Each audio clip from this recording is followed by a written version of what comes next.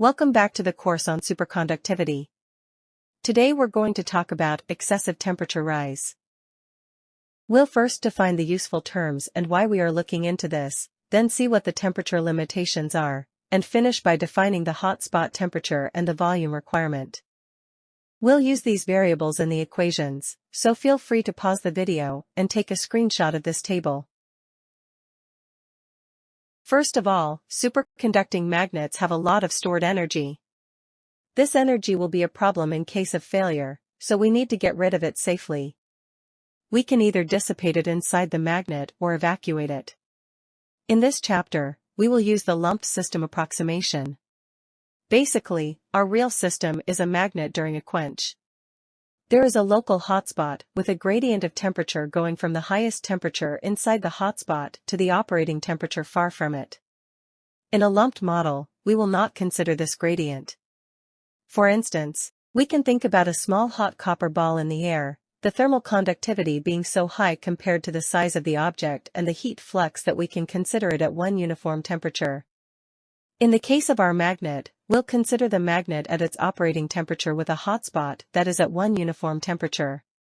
Today, using the lump system approximation, we'll see if the stored energy can be safely dissipated inside the magnet. The temperature limitation is the first thing to determine for our study.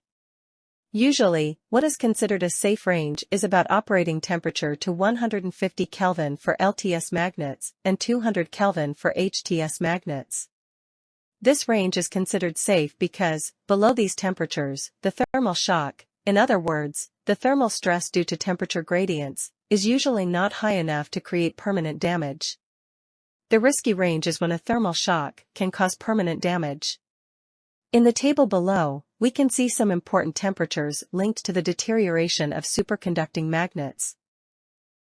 We'll first define the stored energy in the magnet as 1/2 of the inductance of the magnet times the square of the operating current. What we want to know here is the fraction of the winding volume that is considered inside the hotspot. Therefore, we define the hotspot volume as the fraction of the winding volume in the hotspot times the winding volume. Also, we'll use the average thermal energy density of the hotspot as the stored energy divided by the hotspot volume. As an example, we'll solve the problem for a solenoid of characteristic length alpha equals 1.5 and beta equals 2. We'll assume that the matrix being copper, the winding can be considered as only made out of copper. Also, we'll consider that the magnet is adiabatic. Taking back the definition for the stored energy, we use the definition of the inductance of a solenoid using the characteristic length and replace the operating current with its relation to the central field. We can also replace VW with the winding volume of our example. Putting what we defined inside the average thermal energy density equations, we get the following result. Now that we have this equation, we just need to define the central field we want, and we get the fraction of the volume inside the hotspot. For the cases below, all of them have a winding fraction lower than 1 except at a central field of 30 Tesla. This means that if the energy is dissipated inside the magnet, it will reach a temperature higher than the predefined temperature limit. In this case, the energy, or at least a part of it, needs to be extracted from the solenoid. To conclude, by definition, an excessive temperature rise is when the magnet reaches a temperature at which some damage will occur.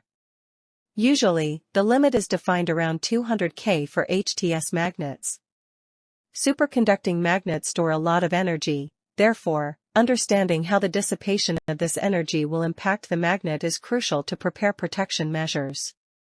On a side note, since superconducting magnets are able to store large amounts of energy and dump it at a high rate, they can be used as in SMEs to store and give back electric energy.